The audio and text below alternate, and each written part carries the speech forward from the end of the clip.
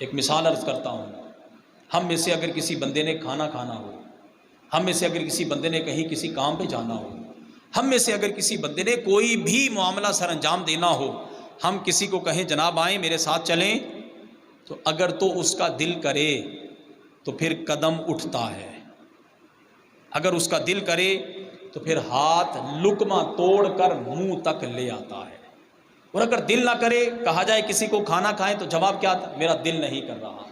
جناب دل کا اور کھانے کا کیا تعلق؟ اگر کسی کو کہا جائے آئیں جناب فلاں کام کرنا ہے ادھر چلتے ہیں، کہتا ہے میرا دل نہیں کر رہا۔ جناب اگر دل نہیں کرتا تو پھر پاؤں بھی نہیں اٹھتا، اگر دل نہیں کر رہا تو دانت حرکت بھی نہیں کرتے، اگر دل نہیں کر رہا تو ہاتھ پکڑتے بھی نہیں۔ پتہ یہ چلا کہ دل بادشاہ ہے، اس دل کو ٹھیک کیجئے، اور پھر اسی دل کے سکون کے لیے ہم روزانہ کی بنیاد پر کس کس کا حق کھاتے اور مارتے ہیں، ہمیں پرواہ نہیں، صرف اس لیے کہ ہمیں کچھ سکون نصیب ہو جائے۔ لیکن ایسا نہیں، سکون تو حقیقی معنوں میں اسی کام میں ہوگا کہ جس کام کے کرنے سے میرا رب بھی راضی ہو جائے، میرا رسول بھی راضی ہو جائے۔ اور پروردگار عالم کا واضح فرمانے والی شان ہے، الا بذکر اللہ تطمئن القلوب، خبردار دلوں کا چین اللہ کے، بولیے سارے حضرات، اللہ کے۔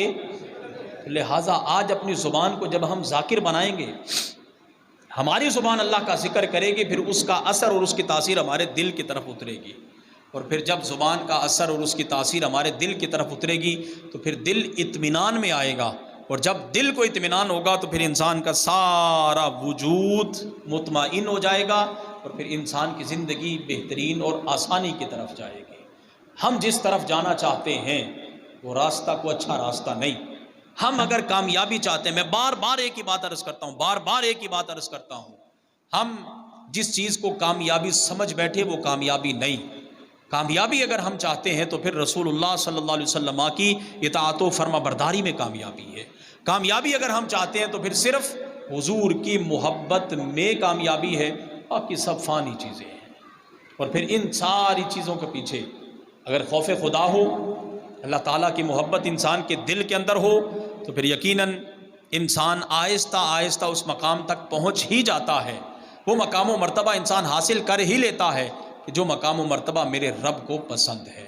آج کوئی شخص 5 وقت کا نمازی ہو جائے، کوئی شخص تہجد گزار ہو جائے، کوئی شخص صدقہ و خیرات کرنے والا ہو، فرائض بھی ادا کرنے والا، نوافل مستحبات بھی ادا کرنے والا، لیکن اس کے باوجود وہ یہ دعویٰ نہیں کر سکتا کہ میں صرف اپنی نیکیوں کی بنیاد پر جنت کے اندر جا سکتا ہوں۔ ہماری اگر نجات ممکن ہے تو صرف اور صرف اللہ کی رحمت اور اس کے فضل ہی کے سبب نجات ممکن ہے۔ ایک ایسا شخص قیامت کے دن رسول اللہ صلی اللہ علیہ وسلم نے ارشاد فرمایا، ایک شخص اللہ تعالیٰ کے حضور پیش کیا جائے گا، اس کے بارے میں فیصلہ ہوگا کہ اسے جہنم کے اندر داخل کر دیا جائے۔ جہنم کے فرشتے اسے پکڑیں گے اور جہنم کی طرف اسے لے کے جا رہے ہوں گے۔ اب آپ دیکھیے اللہ کی رحمت کس قدر وسیع ہے۔ وہ شخص فرشتوں کے قبضہ میں ہے، کچھ دور چلے گا، پیچھے مڑ کے پھر دیکھے گا۔ فرشتوں نے اسے پکڑا ہوا اس لیے کہ جہنم کے اندر داخل کر دیں۔ کچھ دور جائے گا، پھر واپس پلٹ کر دیکھے گا، پھر فرشتے اس کو آگے لے جائیں گے۔ پھر آدھا راستہ طے کر لے گا تو پھر پلٹ کر پیچھے دیکھے گا، پھر دوبارہ فرشتے اسے آگے کی طرف لے کے جائیں گے۔ پھر جب مزید کچھ آگے جائے گا تو پھر دوبارہ پلٹ کر پیچھے دیکھے گا۔ اب جب تیسری مرتبہ وہ بندہ پلٹ کر پیچھے دیکھے گا تو میرا رب فرشتوں کو فرمائے گا، میرے فرشتوں اس کو واپس لاؤ، اس کو واپس لاؤ۔ جب اسے واپس لایا جائے گا تو میرا رب پوچھے گا، اے میرے بندے تو بار بار پیچھے مڑ کے کیوں دیکھ رہا تھا؟ بار بار پیچھے مڑ کے کیوں دیکھ رہا تھا؟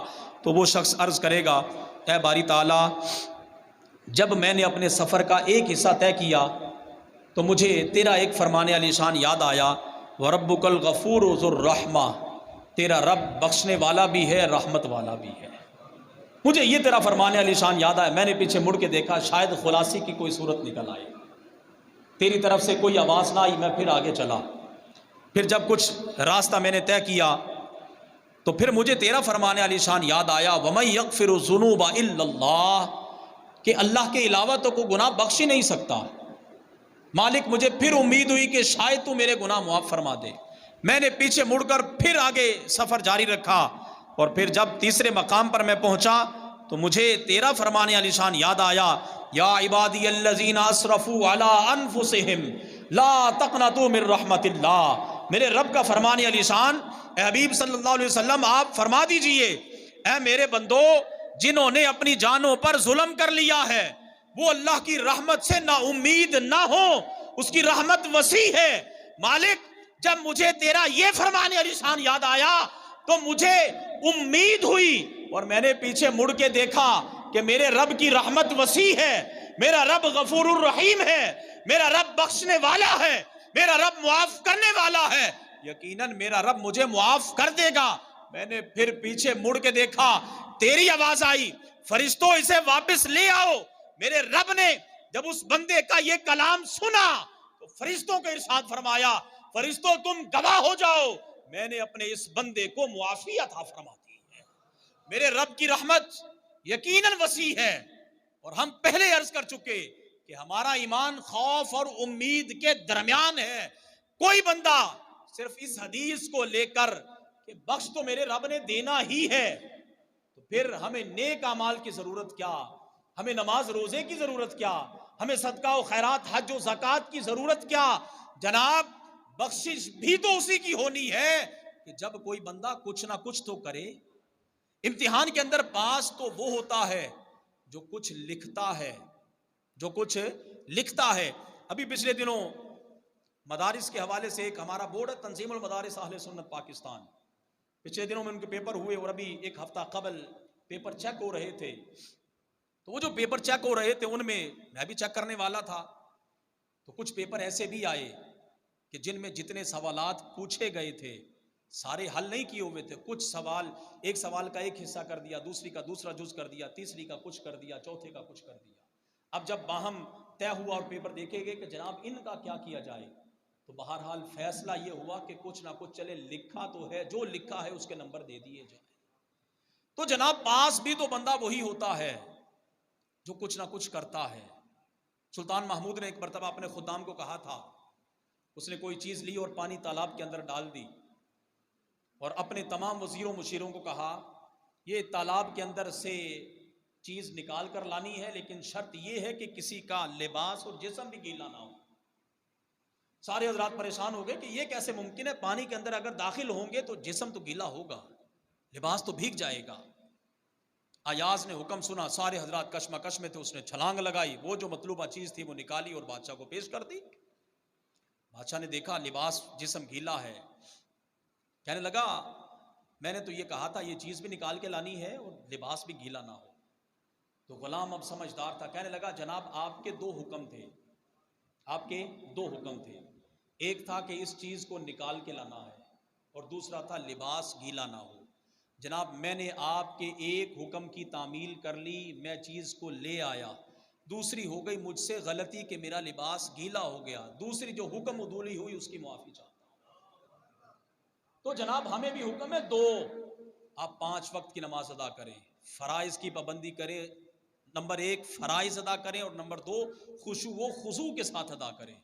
ہم جب 5 وقت اپنے رب کے حضور اپنا سر جھکا دیں، 5 وقت اپنے رب کے حضور سر جھکا دیں، کل جب قیامت کا دن ہو ہم اپنے رب کے حضور پیش ہوں، میرا رب پوچھے کہ تم نے فرائض تو ادا کیے ہیں لیکن اس کے اندر خشوع و خضوع اور وہ اخلاص کی جھلک نظر نہیں آ رہی، ہم عرض کریں گے، لیکن عرض بھی تو وہی کرے گا جو کچھ کرتا ہوگا۔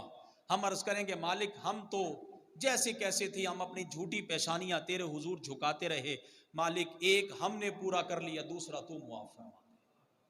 اور یہ یقیناً اسی صورت میں ممکن ہے کہ جب ہم آج اپنے آپ کو بہتر کرنے کی کوشش کریں گے۔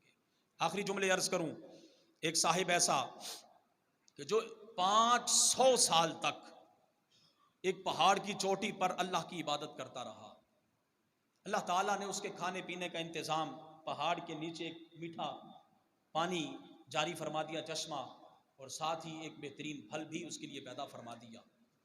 اس بندے نے اللہ کے حضور یہ التجا کی، مالک میری دعا ہے کہ جب میری روح قبض ہو تو میرا سر سجدے میں ہو، یہ حدیث مبارکہ، میرا سر سجدے میں ہو، اور پھر قیامت تک میرے اوپر اور کوئی چیز نہ ہو، بس اسی حالت میں قیامت قائم ہو جائے، قیامت کے دن جب میں اٹھوں تو سر سجدے سے اٹھاؤں۔ مالک نے دعا قبول فرمائی۔ جب اس کا وقت آخر آیا تو سر سجدے میں تھا، روح قبض ہو گئی۔ جب قیامت قائم ہوگی، میرے کریم آقا صلی اللہ علیہ وسلم چونکہ اللہ کی عطا سے سب کو جانتے ہیں، آنے والے حالات کا بھی علم رکھتے ہیں اللہ کی عطا سے، تو رسول اللہ صلی اللہ علیہ وسلم فرماتے ہیں کل جب قیامت کا دن ہوگا اور اس بندے کو اللہ کے حضور پیش کیا جائے گا، جب اس کا نامہ اعمال حساب و کتاب کا سلسلہ شروع ہوگا اور کھلے گا تو اللہ تعالیٰ فرمائے گا میرے اس بندے کو میری رحمت کے سبب جنت میں داخل کر دو۔ توجہ ہے آپ کی؟